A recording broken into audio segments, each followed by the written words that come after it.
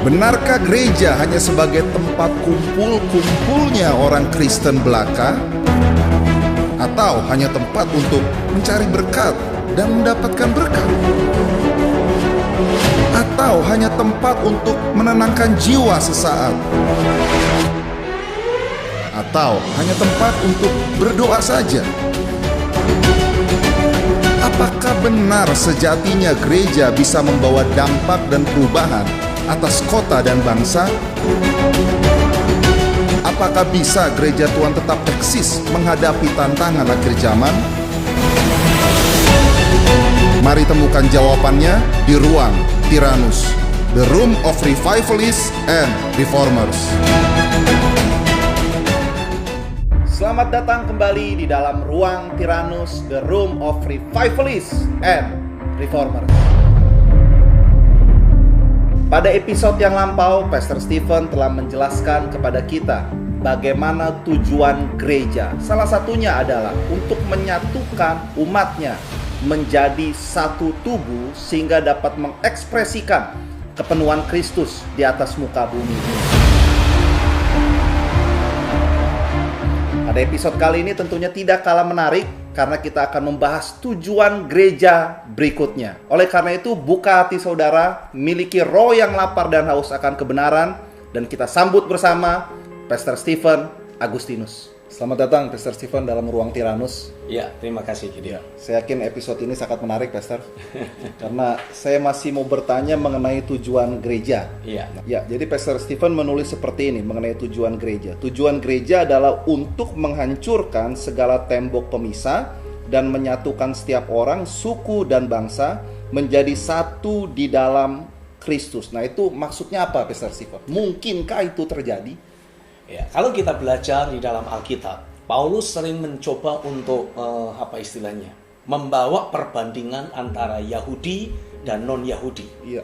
Tapi di dalam kitab Efesus dituliskan, di dalam Kristus orang-orang Yahudi dan non-Yahudi dibuat menjadi satu di dalam Dia, menjadi satu bangsa yang baru, orang-orang percaya. Iya, iya. Petrus menegaskan sebagai imamat yang rajani, bangsa yang kudus, umat pilihan Allah sendiri. Iya. Nah, itu sebabnya mindset kita tidak boleh lagi berpikir, oh saya ini kan Indonesia, oh kamu itu kan orang India, oh kamu itu kan orang Amerika, atau kalau dalam skop Indonesia saja, saya Jawa, oh kamu Batak, oh kamu Manado. Itu tidak boleh lagi, karena di dalam Kristus kita adalah satu di dalam Dia.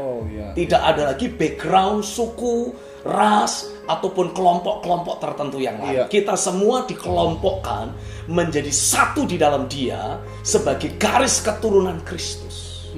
Nah, begini Pastor, maksudnya kan apa ya?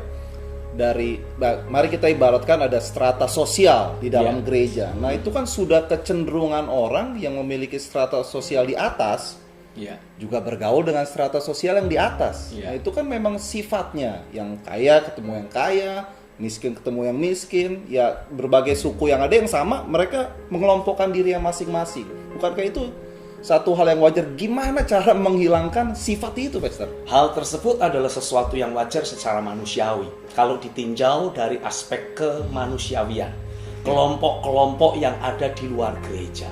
Tapi kita sekarang sedang berbicara tentang gereja Tuhan, di mana setiap individu orang percaya yang bergabung dalam sebuah gereja lokal seharusnya sudah menjadi ciptaan baru. Dan sebagai ciptaan baru, yang lama sudah berlalu. Kita harus belajar merombak mindset yang menyatakan bahwa kita ini kan manusia biasa, masih dari darah dan daging. Saya kan dari suku Anu, makanya kebiasaan saya begini. Kalau kamu kan dari suku Ono, makanya kebiasaan kamu begitu, kultur kamu begitu. Tidak boleh. Kita ini harus menjadi umat kerajaan, di mana kita menjalani sebuah perjalanan hidup dengan dasar firman sebagai patokan, prinsip kebenaran sebagai acuan, dan terlepas dari itu semua, tidak ada lagi si kaya dan si miskin. Karena ketika kita berkata, ya kan wajar, kita di dalam gereja sebagai sesama orang kaya ya bergaulnya sama orang kaya. Itulah masalah kebanyakan gereja. Sementara sebetulnya Tuhan tidak menghendaki itu yang terus ada dalam gerejanya. Karena sebagai gereja Tuhan, seharusnya kita membawa nature kehidupan yang sifatnya ilahi. Tidak boleh yang manusiawi. Bahkan istilah yang menyatakan, ya namanya juga masih manusia biasa. Itu sudah tidak boleh kita pakai lagi. Karena kita di dalam Kristus adalah ciptaan baru. Yang lama sudah berlalu. Kita hidup sebagai pribadi yang berbeda, sebagai pribadi yang mewarisi roh Kristus. Ada kehidupan ilahi yang memenuhi hidup kita. Sehingga mindset kita ini pun harus dirombak, harus dibongkar. Tidak boleh membawa pola dunia ini. Itu sebabnya Alkitab jelas memberikan penegasan. Buat setiap kita yang sudah bertobat, kita harus segera bertekun dalam pengajaran rasul-rasul. Apa tujuannya? Supaya semua pola dunia yang masih tersisa dalam hidup kita bisa dibongkar dan kita mulai dibangun di atas dasar prinsip kebenaran firman. Sehingga ketika kita berinteraksi satu sama lain, kita berinteraksi sebagai pribadi yang berbeda, sebagai pribadi kerajaan. Karena firman sudah menguasai hidup kita. Bukan lagi konsep berpikir lahiriahnya. Orang seringkali berkata, ya itu kan idealnya. Loh, memang seharusnya seperti itu. Bukan sekedar ya idealnya. Memang seharusnya itulah standar kehidupan kita sebagai orang-orang percaya, sebagai ciptaan baru. Ini kan yang Pastor Stephen sampaikan sesuatu yang jarang disampaikan sebenarnya, Pastor. Nah, pertanyaannya seperti ini, Pastor. Gimana caranya Pastor membangun kehidupan seperti ini di tengah-tengah jemaat? Apakah memang ada jemaat yang modelnya seperti itu? Kalau kita berbicara tentang kebenaran itu harus dibangun di tengah-tengah jemaat. Mungkin pertama-tama saya harus memberi penegasan bahwa prinsip itu harus dibangun dalam diri saya terlebih dahulu. Atau dalam hidup kita sebagai pemimpin. Ketika prinsip itu saya bangun dalam hidup saya membongkar mindset saya sebagai pribadi yang selama ini dilahirkan, dibesarkan di Pulau Jawa dengan adat istiadat dan kultur Jawa. Orang Jawa itu bagaimanapun punya kebiasaan ya sering sungkannya, begitu kira-kira. Kalau punya sebuah keinginan, ya dia cuma sekedar mengucapkan kata-kata yang menyiratkan sesuatu. Tidak secara langsung terbuka mengatakan apa yang ada di hatinya. Tapi bukankah itu seringkali bertentangan dengan prinsip firman yang mengatakan ya di atas yang ya, dan harus berkata tidak di atas yang tidak. Nah, saya harus mengambil prinsip-prinsip firman dan saya aplikasikan, saya bangun dalam hidup saya terlebih dahulu. Saya harus pastikan kultur kejawaan saya mati bersama dengan Kristus. Dan firman mulai dibangun menjadi nyata dalam kehidupan sehari-hari saya.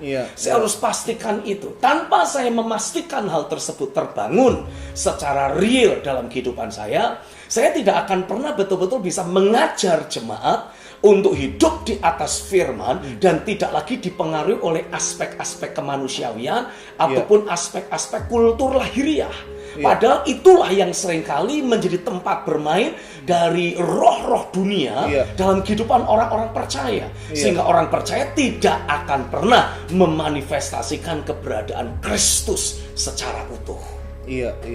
Jadi Pastor Stephen ingin mengatakan bahwa jika hal tersebut sudah terbangun, maka tembok-tembok SARA di gereja itu juga akan runtuh. Harus diruntuhkan. Bagaimana mungkin kita sebagai gereja Tuhan akan bisa Tuhan pakai untuk menjadi contoh, menjadi model bagaimana kehidupan di dalam kerajaan sorga. Kalau kita sendiri masih terus terbagi-bagi dengan berbagai macam kelompok di dalam kelompok masyarakat. Mulai dari perbedaan suku, mulai dari perbedaan strata sosial. Yang satu berangkat ke gereja naik Alphard, yang lain berangkat naik angkot, dan mereka tidak bisa berdampingan duduknya. Yang naik Alphard ngumpul sama yang Alphard, yang naik angkot ngumpulnya sama yang angkot. Kalau yang naik angkot pengen ke kelompok yang naik Alphard, rasanya minder. Kalau yang Alpa dideketi yang naik angkot, rasanya takut dimanipulasi. Itu semua adalah sekat-sekat di dalam gereja yang selama ini berkembang biak dan mengakibatkan gereja Tuhan tidak pernah betul-betul memanifestasikan kemuliaan sorga. Belum lagi kalau di dalam pelayanan yang ada, si pendetanya berasal dari suku tertentu. Maka saya bisa melihat, saya bisa meyakini biasanya para pengerjanya, para aktivisnya, orang-orang yang dekat dengan si pemimpin biasanya berasal dari suku yang sama. Sehingga orang-orang yang berasal dari suku lain merasa saya ini warga negara kelas 2 di sini. Sulit untuk bisa tembus pelayanan. Kenapa? Karena faktor kesukuan menjadi teramat sangat kuat di dalam rumah Tuhan. Nah, walaupun Yesus itu lahir dari suku Yehuda, orang Yahudi, tapi Yesus tidak pernah menjadikan dirinya menjadi Tuhan atas satu suku atau hanya atas satu bangsa saja. Karenanya saya mau kita belajar menyadari tidak ada satupun dari antara bangsa-bangsa di atas muka bumi ini yang berhak untuk berkata saya lebih super dari yang lain. Karena walaupun kulit badan saya mungkin tidak seputih yang orang lain miliki, atau ada kulit tubuh orang lain yang kelihatannya lebih gelap daripada orang lain, maka tidak ada satupun dari kita yang bisa berkata, oh ras saya lebih unggul. No. Semua kita memiliki ras yang sama, ras manusia. Tapi ketika kita menjadi orang percaya, kita pun seharusnya menyadari bahwa kita hidup di dalam kondisi ras yang berbeda lagi. Apa itu? Ras ciptaan baru. Dan Alkitab mengatakan di dalam Kristus mereka yang sudah mengalami kelahiran baru, mereka yang adalah ciptaan baru, itu mendapati yang lama sudah berlalu, yang baru sudah datang. Kita tidak lagi hidup berdasarkan apa yang Adam miliki ataupun lakukan, tapi berdasarkan apa yang Kristus sudah lakukan.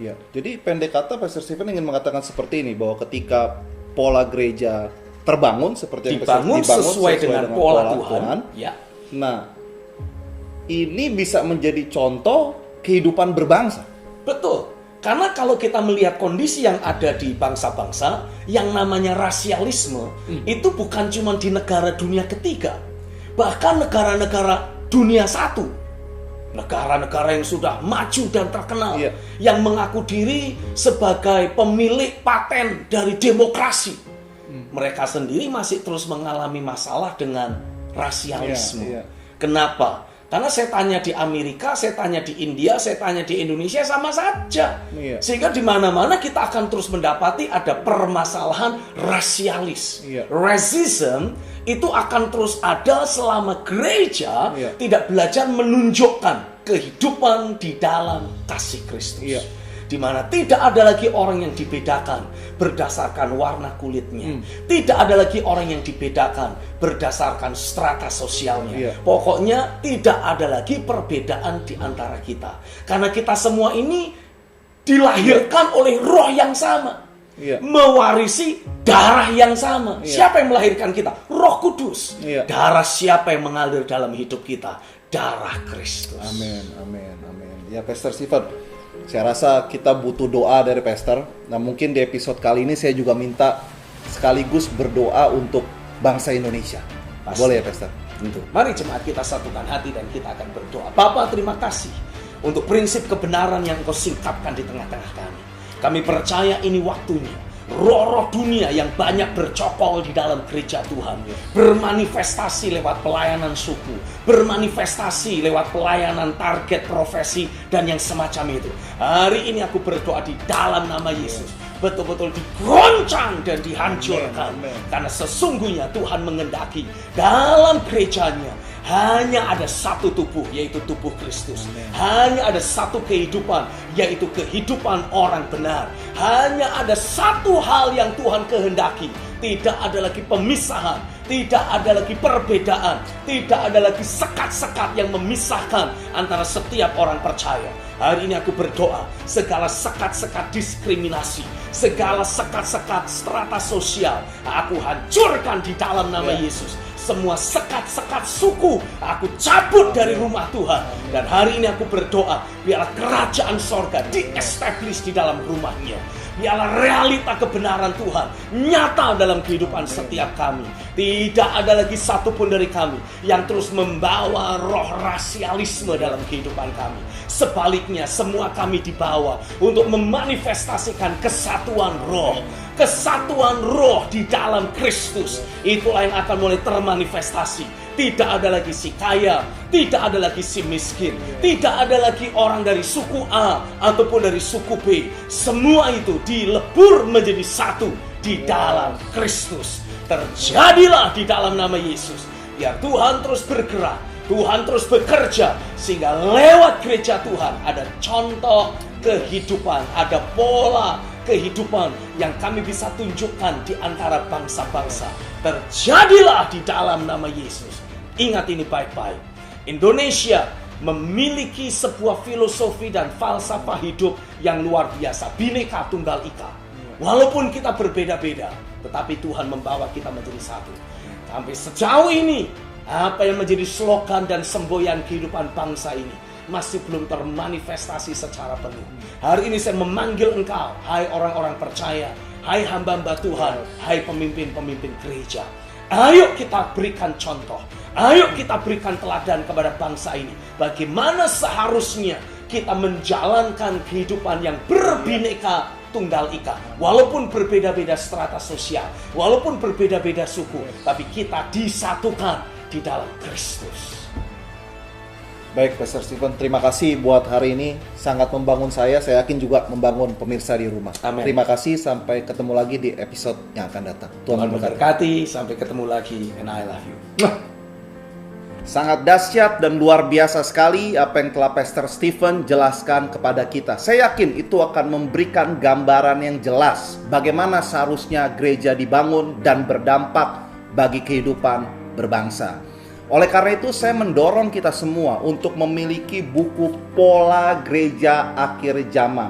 Di sini saudara akan mendapatkan penjelasan yang lebih detail untuk membangunnya. Dengan cara saudara bisa menghubungi nomor telepon di bawah ini.